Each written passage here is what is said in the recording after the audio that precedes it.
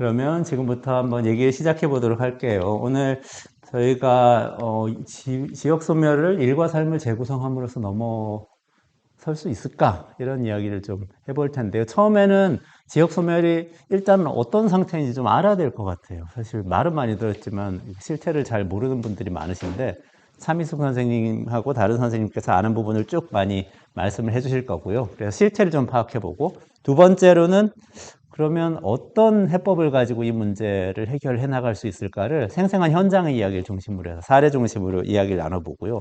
마지막으로 세 번째로 국가에서 어떤 정책을 통해서 이런 사례가 활성화될 수 있게 만들어 줄 수 있을까 하는 정책 제안 부분, 이렇게 세 파트로 말씀 나눠보도록 하겠습니다. 제일 먼저 지역 소멸이 어떻게 되고 있는가 좀 살펴보려고 하는데요. 아무래도 차미숙 선생님께서 오랫동안 연구를 하셨어요. 그래서 어떤가요? 이 차미숙 박사님, 그 지방 소멸이 지금 어느 정도 상태인 겁니까? 네, 올해 연구한 건 아니고요. 올해, 올해 연구를 했습니다. 행정안전부 프로젝트로 올 3월부터 얼마 전에 마무리를 했습니다. 우선 지방에서 인구가 감소하고 소멸이 된다고 하는데 그게 현재 어떤 상태인지를 좀 말씀드리기에 앞서서 우리들이 보통 기록을 되게 좋아하는데요. 2020년 대한민국의 인구 관련 기록이 세 가지가 있다고 합니다. 우선 첫째가 사망자 수가 출생아 수보다 많아져서 인구가 감소하는 이게 주식 용어긴 한데요. 인구의 데드크로스 현상 많이 들으셨을 겁니다. 그게 처음으로 일어났던 해가 2020년이고요. 두 번째의 기록은 수도권 인구가 50%를 넘어섰어요. 그게 2020년이고요. 50.2%입니다. 그래서 비수도권 인구를 역전한 최초의 해고. 또 마지막으로 최초의 기록은 뭐냐면 베이비 부머 1차 베이비 부머죠. 55년생에서부터 63년생 1차 베이비 부머들이 노년층으로 진입한 첫 번째 해입니다. 이 아마 세 가지가 주는 기록의 의미, 이런 것들은 아마 오늘 논의하는 과정에서 충분히 좀 얘기가 되지 않을까 싶고요. 우선 첫 번째 기록과 관련해서 대한민국이 이 데드크로스에 진입했다는데 과연 우리 지방은 어떤가?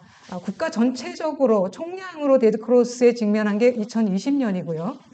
시군구별로 저희들이 이제 쪼개서 분석을 해봤습니다. 그랬더니 전체 시군구가 한 229개 정도가 되는데 그 중에서 66%, 151개 지자체가 이미 데드크로스를 경험을 했고요. 그리고 그 더 심각한 거는 2000년 이전에 데드크로스를 이미 겪은 데가 4분의 1 정도가 됩니다. 한 57군데가 되고 2020년 자료로 저희가 한번 보니까요. 사망자 수가 출생아 수보다 평균적으로 많은데 평균 한 2배, 2.0 정도 되는데요. 경남 합천 같은 경우가 최고로 높아서 6.9배, 거의 7배 정도 됩니다. 이 얘기는 그 지역에서 출생아가 한 명 태어날 때 7명이 돌아가신다. 는 얘기입니다. 그러니까 아마 이렇게 얘기하면 훨씬 더 쉽게 전달이 될 것 같아서 말씀을 드렸고요. 근데 이렇게 인구가 빠지는 이유가 과연 뭘까? 그 다음 컷 잠깐 저희 분석 자료로 설명을 좀 드리도록 하겠습니다. 지금 정부에서는 저출산 고령화가 되면서 인구가 감소하고 지방이 소멸한다. 이런 어프로치로 지난 15년간 접근을 해왔던 것 같아요. 근데 저희가 이번에 시군 단위 분석을 해보고 여러 자료들을 보니까 정부가 조금 포인트를 잘못 잡은 거 아닌가 하는 생각을 좀 했습니다. 이 표와 자료는 각 시군별로 자연 증감과 사회 증감 이 두 가지 어떤 요인에 의해서 지역이 인구가 증가하고 또는 감소하는지를 도면으로 정리를 한 건데요. 인구 감소하는 지역들이 대부분 여기 보면은 지도로 보면은 파란색 부분들이 인구가 감소하는데요. 표로는 4유형과 5유형입니다. 근데 공통적으로 인구 감소 지역의 공통적인 특징은 뭐냐면 사회적 감소가 마이너스라는 거죠. 결국은 지역에 있는 사람들이 외부 지역으로 수도권으로 서울로 유출이 되면서 지역의 인구 감소가 되는 거다라는 것들을 볼 수가 있고요. 이거 이외에도 실제 합계 출산율을 보면은 제일 높은 데는 전남 영광이에요. 영광이 지금 한 2.5 정도 되고요. 제일 낮은 데는 서울 관악구입니다. 관악구는 0.5 정도 됩니다. 그러니까 이 얘기는 저출산으로 고민해야 될 때는 오히려 대도시의 문제고 지방의 문제는 인구가 유출되고 이래서 인구가 감소되는 게 문제다라는 것들을 좀 더 볼 수가 있고 어떤 면에서 지방은 인구 댐 역할을 여전히 하고 있다. 그래서 지역의 소멸 문제를 걱정해야 되고 또 지역의 활성화 이런 것들이 또 다른 우리 국가적인 인구 감소 문제 이런 것들을 좀 해결하는 그런 계기가 되지 않을까 싶어서 이렇게 분석 자료로 우리 현재 실태를 설명을 좀 드렸습니다. 그러면 진짜 저도 이제 깜짝 놀라게 네, 되는데요. 네, 지금까지는 우리는 대도시는 인구가 계속 늘어나고 젊어지고, 그렇죠. 그리고 뭐 고령화 되더라도 그 속도가 음, 좀 느리고, 지역으로 갈수록 인구가 작고 인구 밀도가 낮은 곳일수록 훨씬 더 고령화 심각하고 인구도 줄어들고 이런 걸로 생각을 했는데 그게 음. 아니고 출생아 사망자 비율 네, 같은 걸 보면은 네, 평균적으로 어, 우리나라 전체로 올해 아마 0.84 정도가 된 것 같고요. 도 단위로 보면은 대부분 1이 넘어요. 그러니까 우리가 잘못 네네. 알고 있었던 거죠, 실제로. 그러니까 1이라는 게 합계 합계 출산율이 도 출산율. 단위로는 1이 네, 넘는다. 평균적으로는 아, 1이 넘고, 아마 여러분들 아마 기억하실 텐데, 그 인구 소멸 지수로 해서 제일 꼴찌가 됐던 경북 의성군이라고 있습니다. 굉장히 아마 여러 그 언론을 통해서 많이 보셨을 텐데요. 거기가 합계 출산율이 1.76 정도 돼요. 그리고 대개 가서 보면 아기들 삼둥이 가족들이 많습니다. 근데 왜 인구가 그 소멸한다고 할까? 저도 좀 고민 좀 됐었거든요. 근데 이렇게 몇 차례 가서 보면서 느낀 거는 여성의 절대 수 자체가 부족한 거죠. 그리고 대개 20대 정도부터 학교 때문에 또 뭐 여러 가지 일자리, 그 다음에 도시에 대한 로망 이런 여러 가지 이유들로 해서 거의 20대 되면 남아있는 게 바보다라는 그런 생각을 갖게 하는 분위기, 지금 현재 우리 지방의 분위기. 그러다 보니까 대도시에 가서 굳이 성공하지 않더라도 일단 갔다 오는 그런 게 그냥 통상적인 우리 행태가 된 게 아닌가 싶습니다. 그래서 그렇게 젊은 층이 나가면서 더 지역의 문제들은 더 커지는 거다라는 겁니다. 아마 저런 자료들로 보면 우리가 그동안 우리가 써왔던 저출산 고령사회 정책 이런 것들을 이제 조금 포인트를 바꿔줘야 되는 때가 되지 않았나 이런 것들을 좀 보여주고 싶어서 도면으로 제시를 좀 해봤습니다. 그러면 우리가 지금까지 많이 얘기하던 그 인구가 줄어드는 소멸 지역은 출생아 수를 늘려야 되기 때문에 출산 장려 정책을 펼쳐야 된다. 이런 얘기도 틀린 얘기가 되는 저는 건가요? 그 부분에 대해서는 문재인 정부도 치매 국가 책임제를 공약으로 해서 추진을 했잖아요. 저는 출산 장려는 지자체에 너무 많은 부담을 주면 안 된다고 봅니다. 왜 지금 지자체에서 한 명 낳고 두 명 낳고 할 때마다 봉하군인가요? 거기는 아기 세 명 낳으면 1,400, 1,500만 원 정도 출산 장려금을 받거든요. 근데 저희가 그 현장의 인구정책 담당자들하고 얘기를 해보니까요. 되게 그런 지역들, 예를 들어서,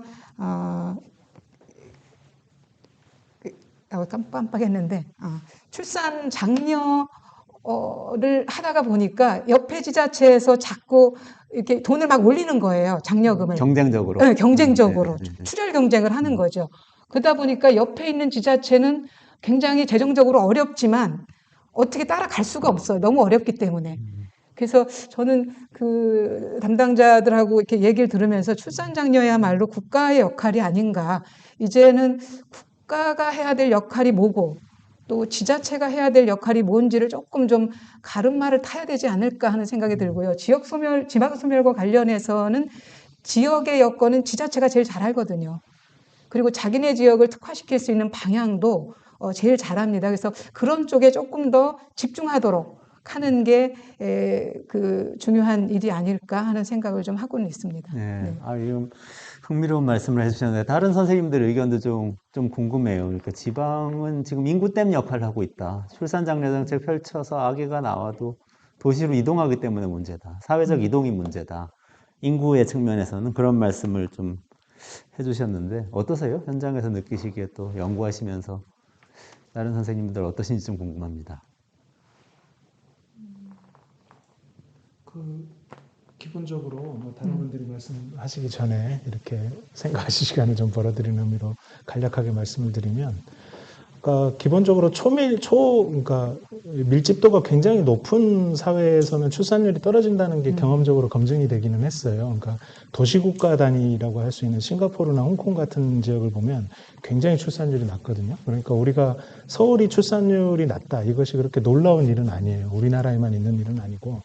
근데 이제 이게 잘 보면 지방소멸이라는 문제가 결국은 공멸로 가야 한다고 설명하는 한 이유가 되기도 해요. 그러니까 가만히 보면 국가 전체적으로 출생률이 그렇게 높지 않은데, 그나마 대도시에는 사람이 계속 늘어나고 있다. 이 말은 무슨 말이냐면, 출생률은 전반적으로 낮은데 인적 자원은 수도권에 밀집이 되는 거예요. 근데 아까 말씀드렸듯이 일종의 밀집도가 굉장히 높은 도시로 갈수록 출생률이 또 떨어져요. 그러니까 사람이 많이 모이는 곳에 출생률이 떨어지면 결국 사회 전체의 출생률은 떨어지게 되죠. 그러니까 이게 지역은 출생률은 뭐 어느 정도 수준을 유지하고 있지만 사람이 계속 청년들이 계속 유출이 되니까 지역이 활력을 잃고 기본적인 삶의 인프라가 무너지게 되고요. 서울은 너무 사람들이 밀집돼 있다 보니까 뭐 환경오염도 심각하고 교통 문제, 주거 문제, 저희가 지금 겪고 있는 문제들을 다 겪다 보니까 또 아이를 키우기 너무 힘들어서 출생률이 떨어지는 거예요.